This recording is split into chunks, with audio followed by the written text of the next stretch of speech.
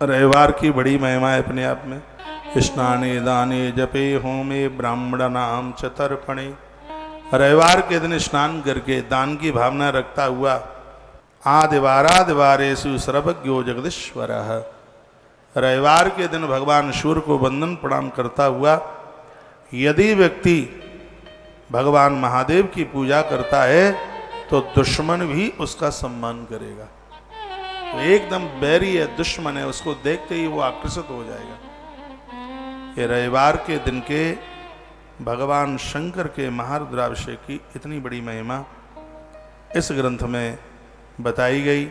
तदुप्रेण सर्वेशा आरोग्यादि फलप्रदः। इसमें एक बात कही गई है, बीमारी को समाप्त करने के लिए भगवान महादेव के अभिषेक से बढ़कर के और कोई दूसरा उपचार नहीं है। देश कालानुसारेण तथा पात्रानुसारतः। दान पात्र के द्वारा देश और मुहूर्त कौन सी जगह पर कार्य हो रहा है उसका असर है, कौन से समय में हो रहा है उसका असर है, और किसके द्वारा कराया जा रहा है, इन तीनों का असर इसमें लिखा है। देश कालानुसारेण तथा पात्रानुसारतः। अभिषेक कराने वाला अच्छा ब्राह्मण हो, तीनों कालों में संध्या करने वाला हो, गुटखा जर्दा तम्बाकू खाने वाला ना हो, मुंह पवित्र हो उसका, उसके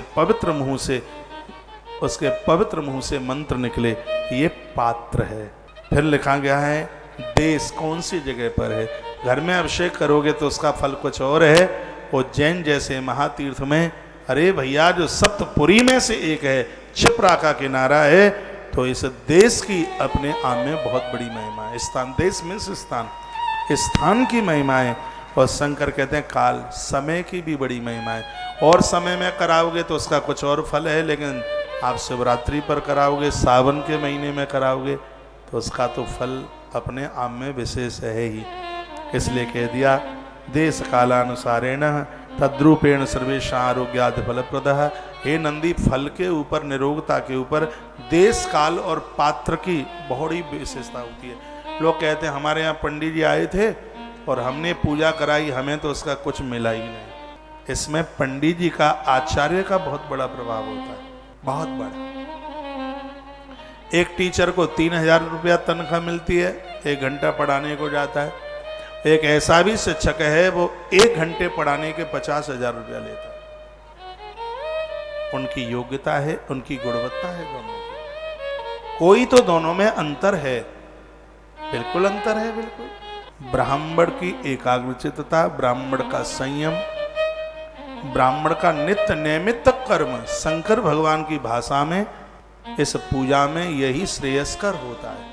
ऐसे ब्राह्मण कहाँ मिलेंगे जो जर्दा, बीड़ी, सिगरेट, तम्बाकू, नहीं तो मुंह चबेना सा चबाते ही रहते हैं, बगल में थूकते रहते हैं, बगल में आलोचना नहीं है तो हो रहा है। गणेश पुराण में लिखा है कि ब्राह्मण के मुख से भगवान भोजन करते हैं, तो ब्राह्मण का मुख तो अतिशय पवित्र होना है। एक बात बोलूं, अभिमान के साथ नहीं बोल रहा हूं, हमारा जैसा ब्राह्मण किसी के घर में एक पूड़ी भी खा के आ जाए तो पितर नाचेंगे पितृलोक में, क्योंकि जीवन में चाय भी नहीं पी तो, और तो एमाल तो छोड़िए,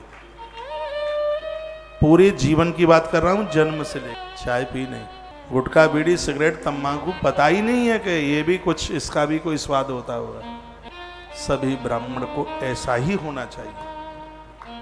भगवान शिव की भाषा में देश यानी स्थान, काल यानी समय, और पात्रानुसारतः किसके द्वारा पूजा कराई, उस आचार्य, समय और स्थान, इन तीनों का महत्व होता है। द्रव्यम श्रद्धानुसारेण तथा लोकानुसारतः।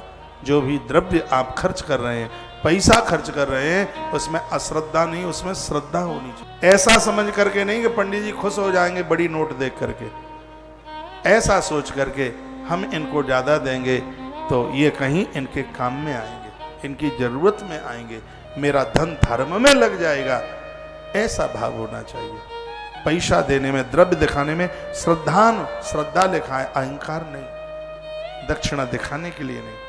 वो तो जितना छिपा करके दिया जाएगा उतनी ही ज्यादा ये प्रभावान्वित होगी, प्रभावशाली। यजमान को ये लगे मैंने बहुत कम दिया है, और ब्राह्मण को ये लगे कि मैंने बहुत ज्यादा ले लिया है। इसमें दोनों का कल्याण है, ब्राह्मण का भी और यजमान का। ताली बजाना मत, आज शुक्रवार बजाते नहीं।